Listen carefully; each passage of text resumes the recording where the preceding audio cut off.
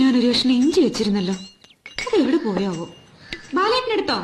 ഓ, ആ ഇഞ്ചിയും തിന്നുകൊണ്ടാണല്ലോ ഞാൻ കാലത്ത് ഇവിടുന്ന് പോയത്. വഴിയിലൊരാൾ എന്നോട് ചോദിക്കുകയും ചെയ്തു, മുഖം എന്താ ഇഞ്ചി കടിച്ച പോലെ ഇരിക്കുന്നതെന്ന്. അല്ല, മീൻ കൊണ്ടുവന്നില്ലേ?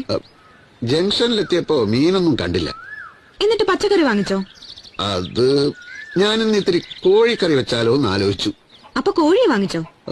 കോഴി അവിടെ ഇവിടെ നമ്മൾ വളർത്തുന്ന കോഴിയോ? ലോകത്തുള്ള എല്ലാ കോഴികളെയും ആരെങ്കിലും ഒക്കെ വളർത്തുന്നതല്ലേ ദേവി? അത് നടപ്പില്ല. ഈശ്വര, പിള്ളേർ ഉച്ചയ്ക്ക് വിശന്ന് വരുമ്പോ എന്നെടുത്തു കൊടുക്കും. നിനക്ക് പിള്ളേരോടോ കോഴികളോടോ കൂടുതൽ ഇഷ്ടം എന്നുള്ളത് എനിക്കിപ്പോ അറിയണം. രണ്ടും എനിക്ക് ഒരുപോലെയാ. അപ്പൊ രക്ഷയില്ല. അല്ല, കാലത്ത് ഞാനൊരു കാര്യത്തിന് പോയിട്ട് അതെന്തായി, വായ്പ കിട്ടിയോ ഇല്ലയോ എന്നൊരു വാക്ക് ചോദിക്കാത്തത് എന്ത്? കിട്ടില്ലെന്ന് പോകുമ്പോഴേ അറിയാലോ.